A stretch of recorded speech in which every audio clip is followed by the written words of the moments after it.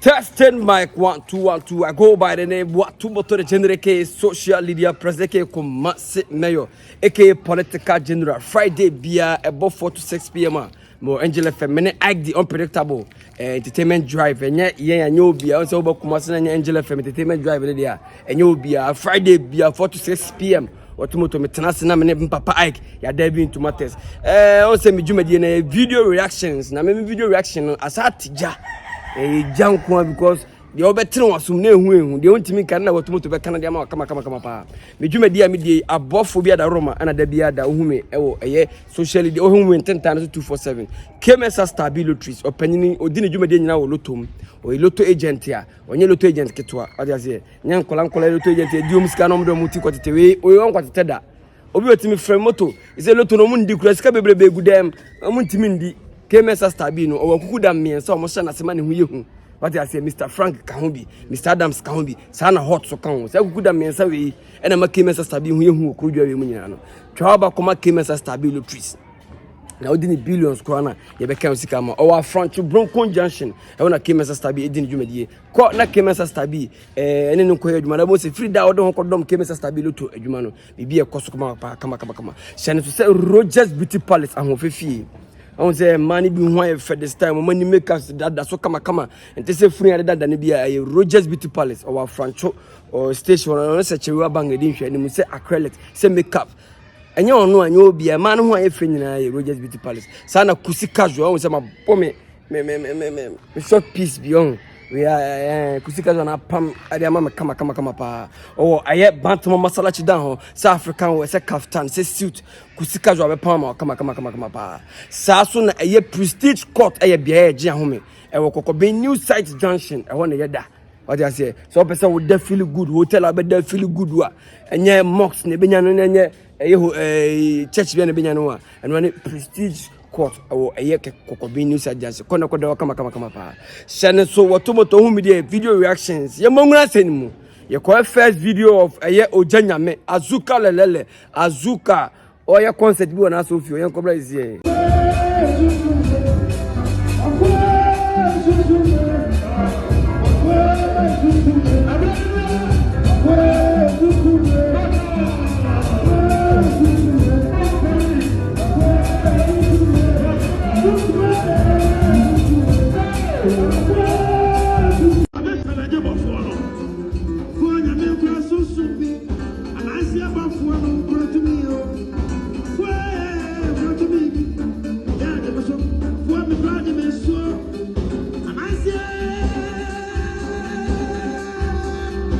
Welcome back, guys. Ojebra ko a video of Azuka lelele.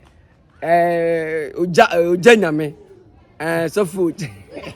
Acquire that.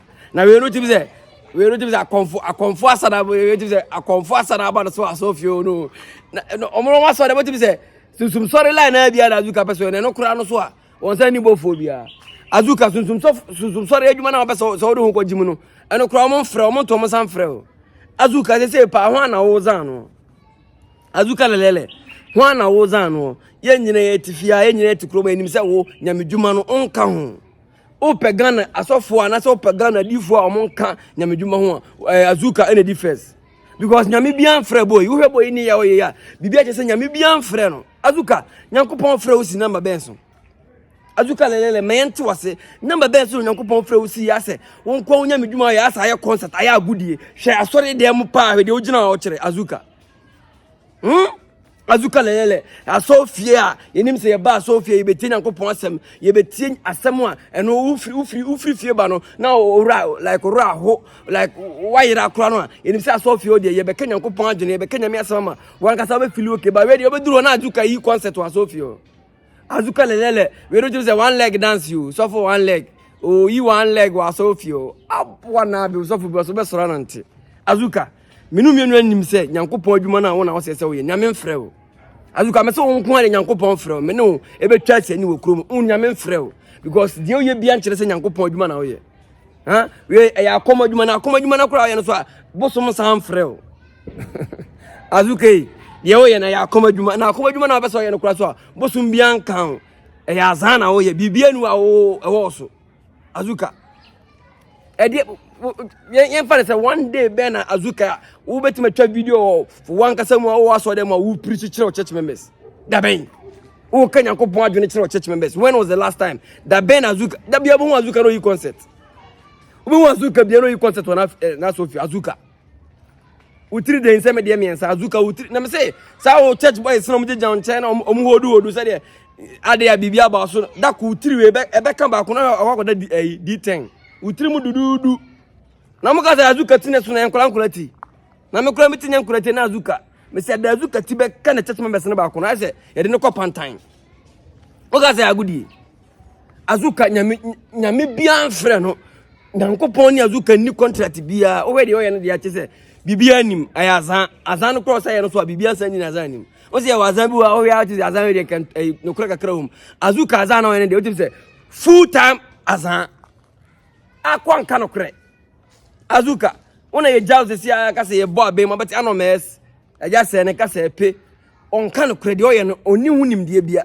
o se asoko bi ya de on no ti ade e ni pe ye de o ti say o hunim de kakra Azuka nyamedwuma na Azuka no ni hunim de bia because ukọ Azuka videos ukọ Azuka na so dem videos a ma okra akọ no se kwa asore na utimi hwe ni video bi na akogina ababi ho uhwe ababi ho ti say aka shrine the question nya che say shrine ba Azuka say asofie wana dada na Azuka me se wonko ade nyankopɔ bi amfro na wo adwuma na ye no kra ye konfo adwuma na wo ye no kra won sa anya ade Azuka edini ya watu moto generate ke social media preke ko make political general o first time na subscribe leave your comment and share o ko a video of Azuka lelela o jana so dem o ye one leg na Azuka nyambia se o pesa o sa o pesa o ye dancer ko dance god lloyd mo won ne alo dani mo no ana alo jet mo ne alo ma dwom no mo nkyere wasai na de o gina ase akoko mpe na obo no we kura sai akoko mpe ya gudi bia na yedi Azuka me se Azuka on ko de me yero pampe de o pesa o ye bia ma me hu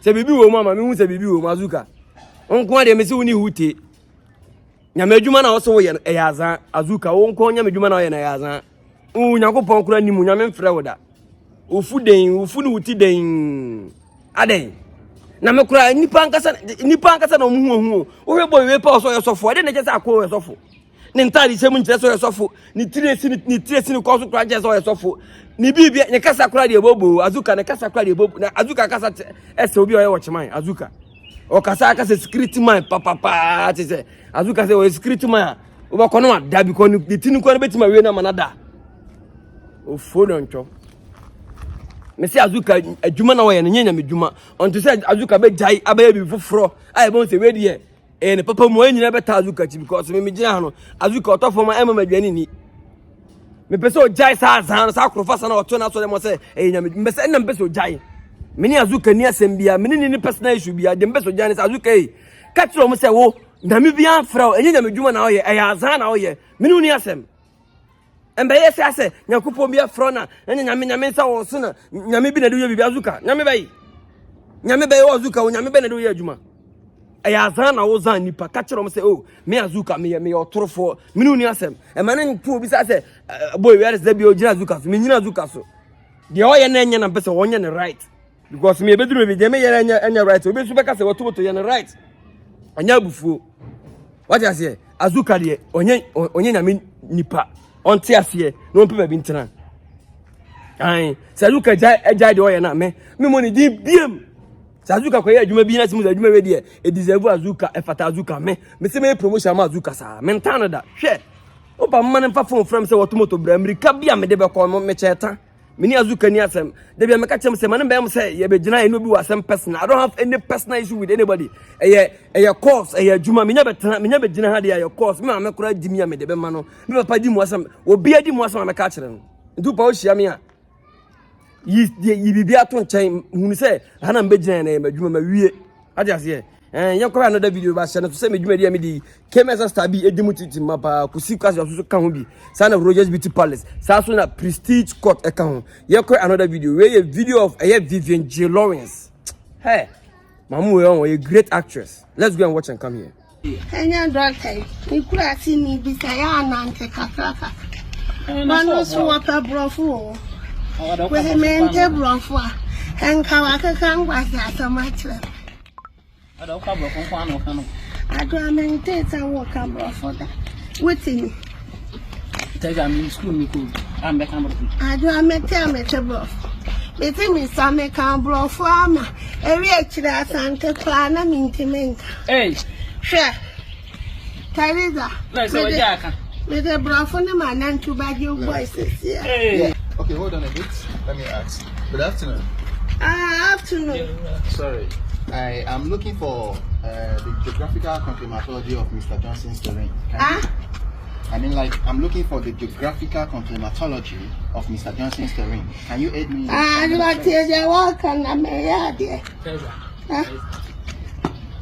Yeah, but some will come for us. You mean table. I don't bluff walk and no Pablo. I want table of and 2 guys at time behind your couple. Is there a problem? You say what? I said I'm looking for Mr. Johnson's terrain, like his abode. Johnson, they don't know how to obey. That time you are not speak English and when I walk at small English. Okay. I mean to say that I'm looking for Mr. Johnson, the constructor. Go straight, you tell them, you see small story building as a young water. Then you saw somebody sitting there, and then you ask me for a crown. I don't understand what you're saying. Welcome back, guys. Shana to say me Juma dia media abophobia da Roma. Kemesa Stabilo Trees, Kusi Casual, Rogers Beauty Palace, Prestige Court at Roma. Na me de debia da videos ebron. Okay, video of Vivian J. Lawrence or acting, and you could see say too good.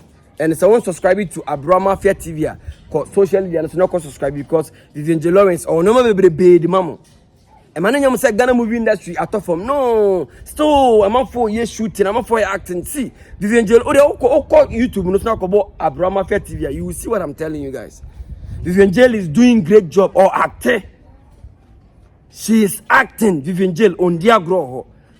Who have video ni and common by no Vivian and so Tibrofo no or Tibrofo or no the number 1. After the much you be no couple of the Vivian. Was here I do and then Casana Mimina. Obi out Tibrofo, Obi Cabra Vavedi, I will catch her and say Adway. And then Casana Mina, one of the Teza, one also what Tibrofo, Teza and Cabrofo, Teza and Tibrofo. May God bless you, Mama. Oh, my new pastor, me call a video, me call a comment, Jai. Me call a video, no comment to Guasi, and I'll just say, I'm on for near J, and we will see I'm on for stress. We walk on, you know what, you know how we move. I think the video way, Vivian J video, I really know baby. I'm on cry, okay. I'm on Sabrabono, a timing, yeah. Me say, my stress, Merano, Kabibi, I am. Video na me hu de ko oyobo adwa say what brofo na video mo nam kwaso aba na be chia broni no ka brofo afede wo say adwe ane ne nka so na me ba o kwai abro jiro na ka brofo face ni na ka brofo abro wo yeku ase what brofo ne nka brofo hey Vivian J, one great actress me say de ko social media so no ko YouTube no ko ba bro Mafia TV, and I think say she's doing another one ya basa Jack.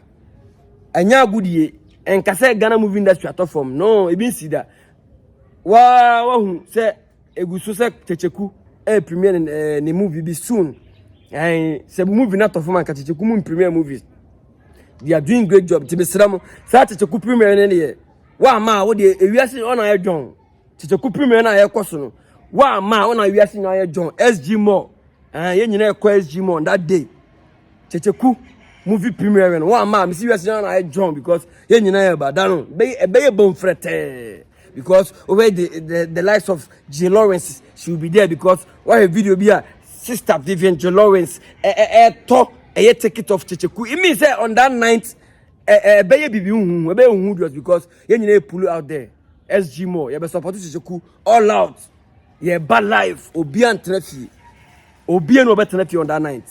Yeba SG More yebe premier Checheku current they say the movie all form no Checheku movie no anya no anya movie bia na sa say to say kodjon cancer le lowen what the Ramsey Noah ene Awilo sharp ene Charles ba ko bi set bia ba kumasi a omo ye adwuma me say Ghana movie industry and top form tenetieni ye adwuma and we Ghana movie actor na wa nyamu asem no anke kan ho ye ba beti watwa oturu ba yen support kojo na akofo ba we should support him mamunya mu asem na mudu social media no so no sa negative comments na mo twetwere ho no munya mu asem no kojo kan san sell watimi de o ma ba e fine won doge mata nkoma bia nkofa obia mumfa mu Jimmy Franco na kojo kan san na beka kire mo bloggers is that time some jam nkosa sem no enim se mo ye adwuma pesca de betoro bia amunyi suma adwene sa caption na masatena mo caption enya se me no na kojo kan san a dog eye mata nkoma dog eye Ghana movie stars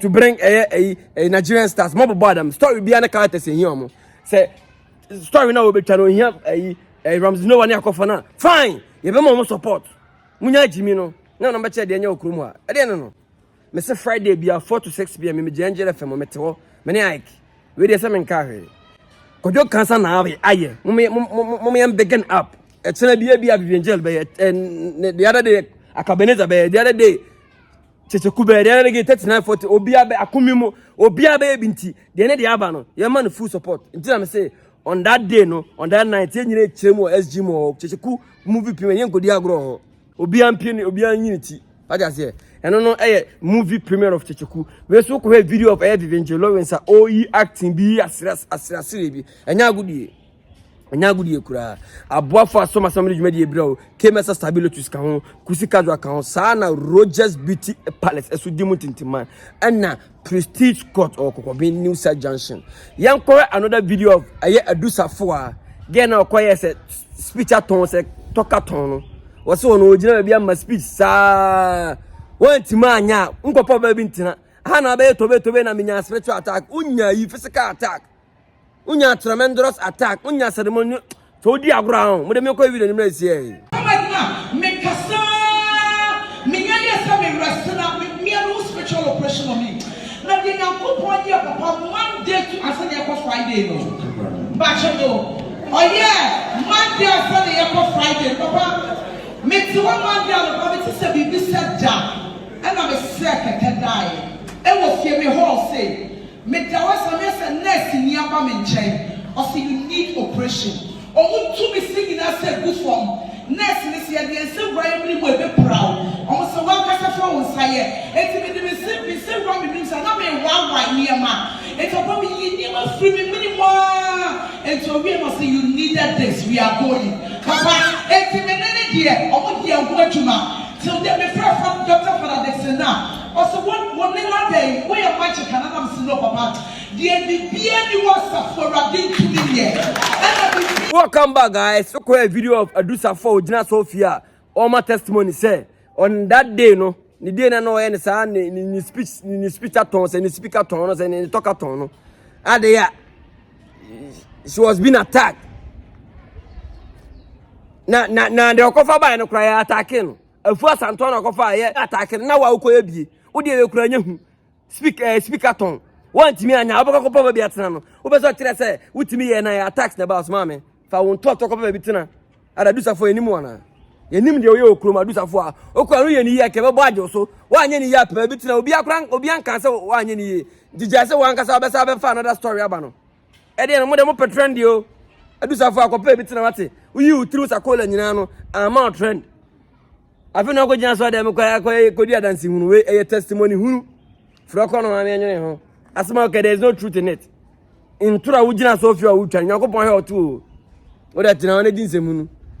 De wo ye Nyankopon he oto Adusafo a obi ani misa wo boa. Wankata ko ni misa asema wo boa. Wana attack be na sa speaker to na ye no ya ma hwan. Nya wana ya fa. Emuade unu obi kwache so say obetima na say emuade wo ya eno no masa munya de mo ye no ase my bibi ase social dia no ti ase agudie na ye mo adu ye wo ye minum nnan say ye ntoro oh me so kwadi de no ade bia na mbasa ase mu fa trend ho ade bia na mbasa fa trend no it doesn't make sense man munyai Adusafo asem na wakale nya sabia nim no kura nim one attacks ben onya na attacks me opo yes style bi Adusafo yes style bi too much asen tro ye ne de dodo enwe en tro na wako gina nyame nko anim so mo to nyame nko a ko gina nyame nko anim utwa mo ntro na ka se utwa mo ntro nyame na utwa ntro Jina na ye de woyɛ no. Adu safo de ogina so de mo ye nya nsoro ma na otwa mo ntro. Anya sofo na otwa ntro, Nyankopɔn na otwa ntro. Na hunu implications. Hunu de be frɛ kyere beba. De ogina akwa otwa ntro ka hwede ono be na de ohunu no. A otwa ntro ato no so say on that day no unya tax na blah blah and this and that. O de ye no. Gusuaye obi anka hwe. Ye wa ko a post of Anamoah, one great media guru our Ghana. She's doing a great job. I love her to the fullest. I mean, stop, mama. You are doing a great job. Oh, sir. You can post in and before you post, no, say what tomorrow Kumasi Kojo Mana MC Papa, say wedding MC, say party, MC naming ceremony party, say event party, then you want to actually. I just say. Contacting any more lie. Your question post nana make an comment here. The crew has him. Men also go through so much. Why don't they speak out? Now who could speak out, man? I'm going to catch them. Who speak out to cry? Because oh, pepper. Oh, quite for sure. Okay, okay. Post of Anamoah. Mami read you. I say men also go through so much. Why don't they speak out?